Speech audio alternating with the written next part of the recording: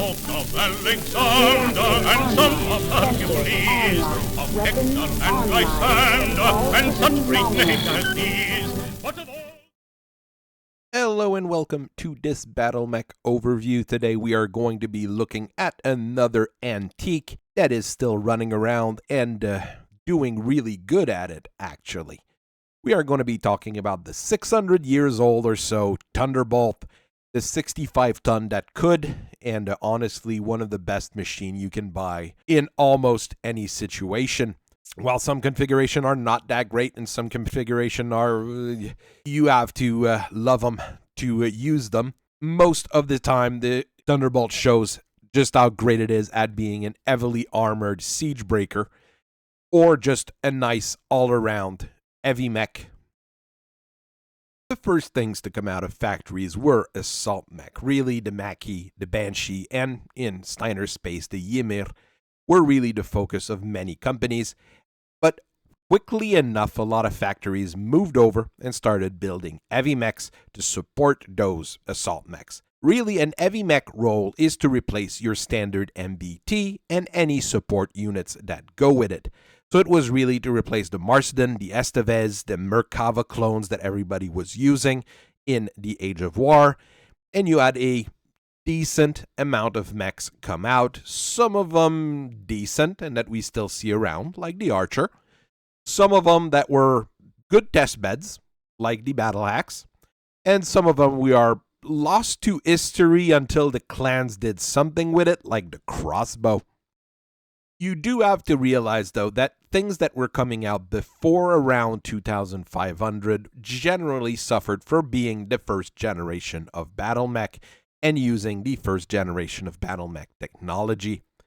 Primitive armor is still great. Compared to anything before it, it's a step up, but it only really gives you about 66% of the coverage of standard modern armor, which was standard starting 2500, so nowadays it's almost considered primitive, as we've got all sorts of modern things, like ferrofibrous, ferrolamellar, ardent, laser reflective, heat resistant. I mean, you asked for it, it exists somewhere in the inner sphere. Primitive engines were also rather terrible, giving you about 20% less output per energy rating.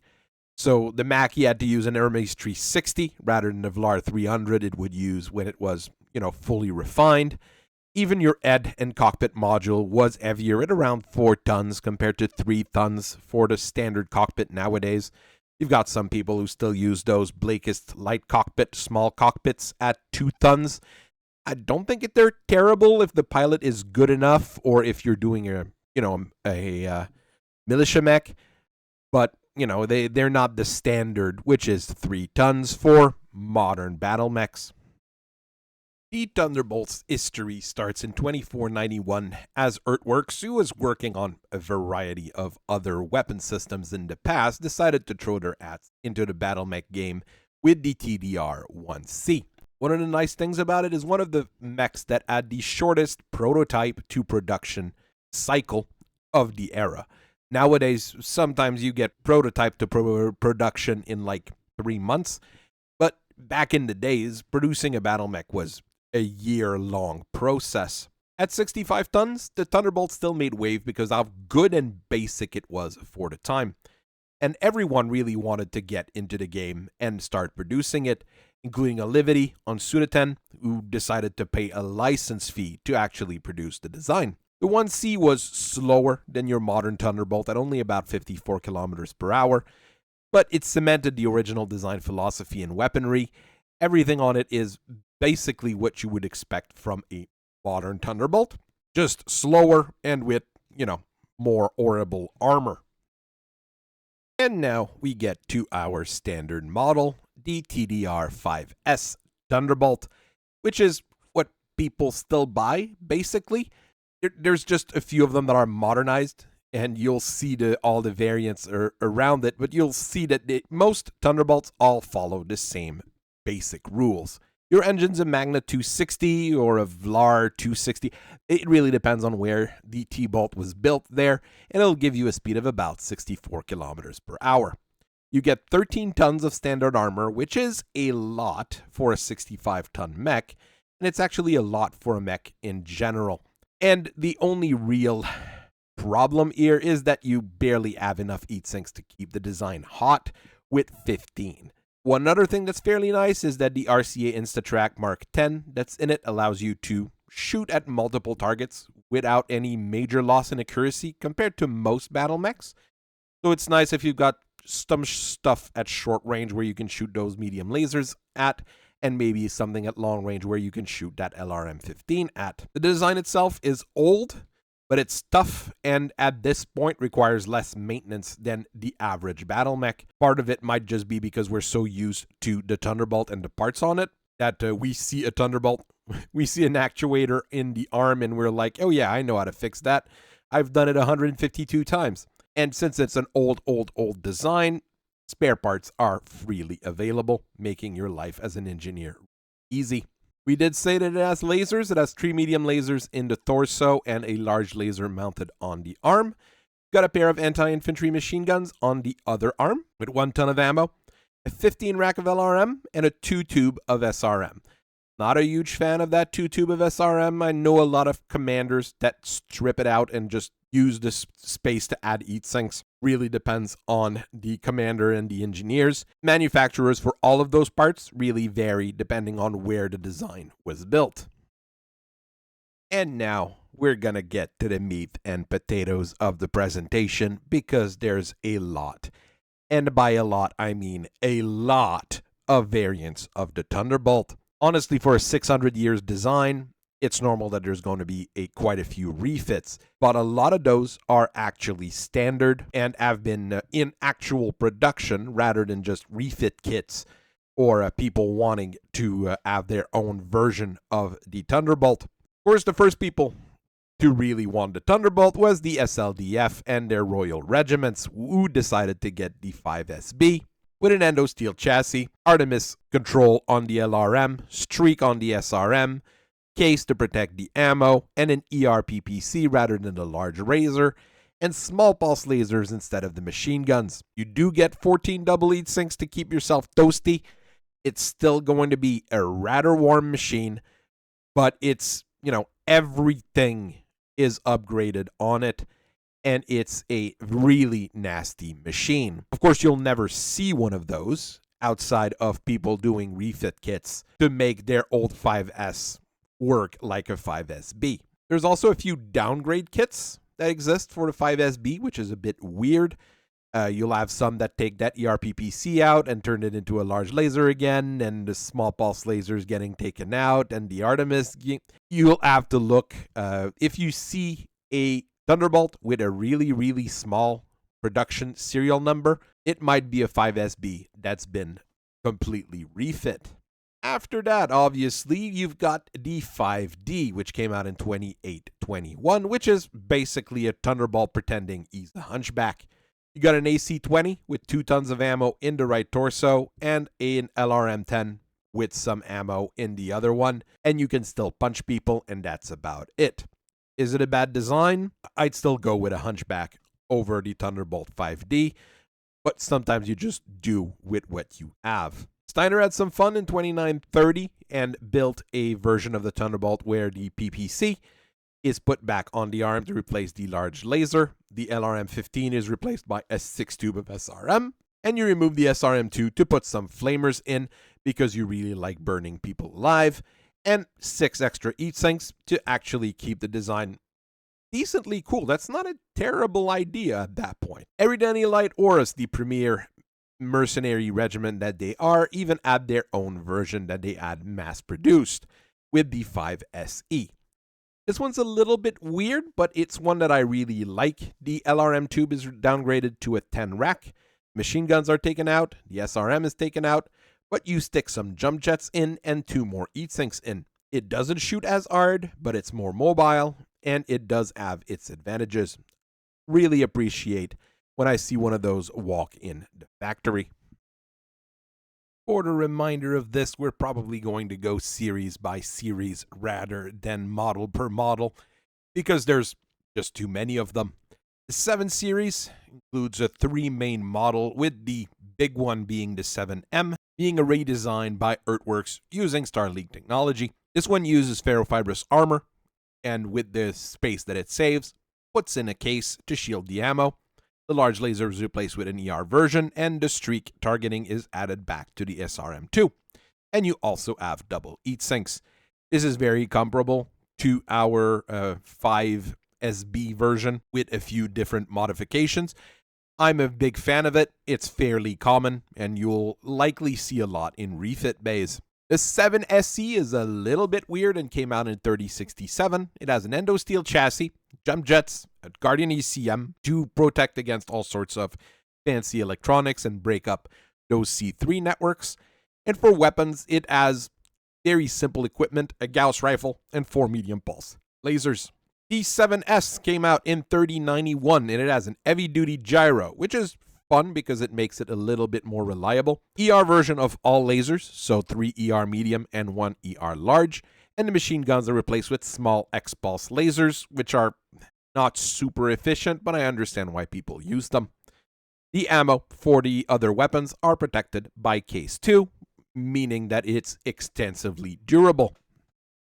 Now let's move over to the 9 series, which was mainly a Blakist invention with the 9M, which basically a lot of people still bought because Earthworks was basically commissioned to build it by the Blakist.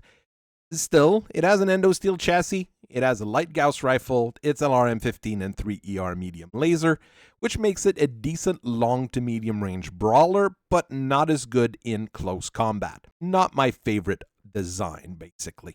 NICE made a Thunderbolt for the Federated Sun in the 9 series in 3067, also using endosteel, but this time with an XL engine. That makes it probably one of the most fragile Thunderbolt out there. For the main gun, it actually uses a rotary AC5 because it's the Federated Suns, and a Streak 6 tube combined with 3 ER medium lasers. All that linked on a targeting computer with a Guardian ECM to break up C3 networks. Overall, decent design, a bit risky with that XL engine, but still, in that time frame, you're going to see a lot of mechs with XL engines and other risky bits, so not a terrible setup. The 9S is actually a 5SS update, so it's a flamer boat with a Defiance ER PPC instead of the PPC, a pair of Zippo flamers, and an anti-missile system. Not a terrible design. Of course, you've got flamers, which is useful in some cases, but I prefer my flamers on mech that can jump and get out of the way of the flames that they set themselves. And of course, we're not done yet. Here's the 10 series. And we're going to start with the 10SC that has endosteel, a mask so it can go up to 85 kilometers per hour, jump jets, an ER PPC, 3 ER medium lasers, all that linked on a targeting computer, and a smaller 10 rack LRM. Really an update of your 5SC, and it's not terrible. I actually quite like it, just like the 5SC. There's the 10M, who's actually a PPC carrier, and by that I literally mean it has a heavy PPC, a light PPC, a snub-nose PPC, and to complement that, an MML5, not bad if you want to shoot both LRMs and SRMs, and an ER medium laser. It has a light fusion engine, so it's not as fragile as that Davion one we were talking about earlier, but it's still a bit more risky than a lot of those Thunderbolts. We could go on and on here. There's more versions around than I could list here, and everyone and their brother has Thunderbolts. They've made their own versions of it, personal refits, modified refits, side upgrades, you name it, it exists. Even the Republic of the Sphere made a weird one that goes around 55 kilometers per hour with a plasma rifle and Thunderbolt 5s. I don't see the point of it, and I think I've never really seen one. The Clan even made a version of it since they old Sudeten and Oliveri weapons, and for this one, they actually put an ER PPC and an ER medium laser, a bunch of ER small lasers, other ER medium lasers in the torsos, a Streak SRM-6, and an anti-missile system. Oh, and the machine guns are replaced with small pulse lasers.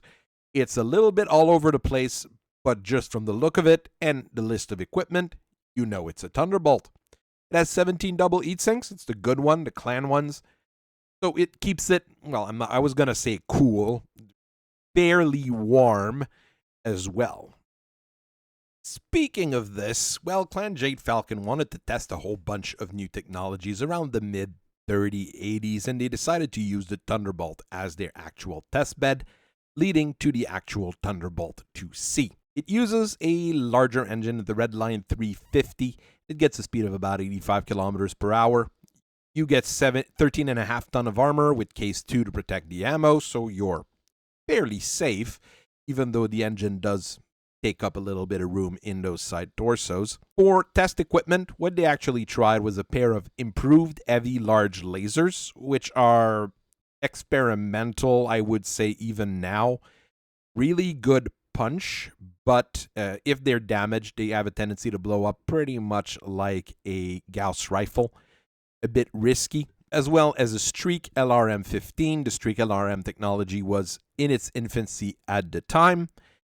The design is not bad. Remember, with Streak LRM, you can't fire indirectly, but if you get a clean lock, you're going to be shooting all 15 of those missiles, and they're going to hit, so you're going to get a better punch. You still get 3 standard ER medium lasers for coverage at short range, so you do have a Thunderbolt worth of weapon. Good balance of it. You don't have anything anti-infantry. Not the end of the world, and it only has 17 double heat sinks, which is not enough when we're looking at heavy large lasers. Those things literally burn you alive when you shoot them, but if they both hit, you're going to be taking out, a side torso off another heavy mech. Other companies have tried to get in on the market of the Thunderbolt, and I can't say I blame them, but I can't say they've been too successful at it. With the return of the technology in the mid-31st century, a bunch of new mechs really started popping off just about everywhere. Everybody was trying to get the new hotness out, and Irian, Battletech Unlimited, decided to go with a Thunderbolt, well, I won't say clone, but a Thunderbolt replacement, and they decided to call it the Tempest because they're really, really subtle, and it has the ability to jump, it has a lot of armor, it has the all-range suite of weapon. It basically tries to do what the Thunderbolt does. What it does as well, though, is use very, very expensive parts, like a Magna 260 XL and an Endosteel chassis, and it gets expensive, and it gets more fragile because it's an XL engine. It only has 11 double heat sinks and 12 tons of armor, decent enough on a 65-ton mech, but it would be a little bit risky depending on where you're fighting or what you're shooting. For weapons, you do get a Gauss rifle, so that doesn't cause you to eat up a whole lot. A large pulse laser, inner sphere kind, so you get a fairly short range. 3 medium lasers, very subtle, I know, and a 6 tube of SRM, which is a pretty decent backup. Unlike the Thunderbolt, it doesn't have hands, so you're not going to be able to punch people, and you're not going to be able to help out when you need to load up the dropship, move things around, or generally be useful around the base. And finally, we'll go and look at what Blackstone did in 3138 with the Götterdämmerung. Basically, it's another test bed based off the Thunderbolt to test out all sort of funky little things. At 75 ton, it's much bigger. It's an extra 10 tons. It does add up quickly. It uses a compact gyro and a compact engine, so you can actually stick the cockpit in the torso instead of the head. Still goes 65 kilometers per hour, which is pretty decent, in my opinion. You get heavy ferrofibrous armor on an Endosteel chassis, so you don't have a whole lot of room to, put stuff on, but it uses that space to put an ERPPC, an LRM-15 rack, and 5 ER medium laser for mid-range engagement. It's freakishly expensive for what a Thunderbolt can do on its own, so there's not really any good points in buying it, other than you want to support Blackstone and you work for the Lyran Alliance. It's not terrible, but once again, for the price, you could probably get 3 Thunderbolts. In the end, the Thunderbolt falls into the engineering paradigm that if it ain't broke, don't fix it. You could pretty much just replace the heat sinks on the base model with double heat sinks, and you'd have a machine that'd be highly efficient in whatever era you drop the mech in. You've got variants and variants of variants and variants built off other variants of the Thunderbolt, because it just works, and most of the variants also go with that same paradigm of it ain't broke. They follow the same rules, they follow the same concepts, even go with following the same weapon setup. Planetech can make the Thunderbolt better, that's for sure. But as far as run-of-the-mill inner sphere technology, I think we have actually reached the limit of what we can do on a Thunderbolt with run-of-the-mill things you can build without getting into space magic territory. Even here at FRR, we don't know what to do with Thunderbolts if someone shows up and says, I want to make it better, outside of sticking clan technology in. So I hope you guys have a very nice rest of your day. I thank you very much for listening to me for so long, and I'll see you guys later. Bye-bye.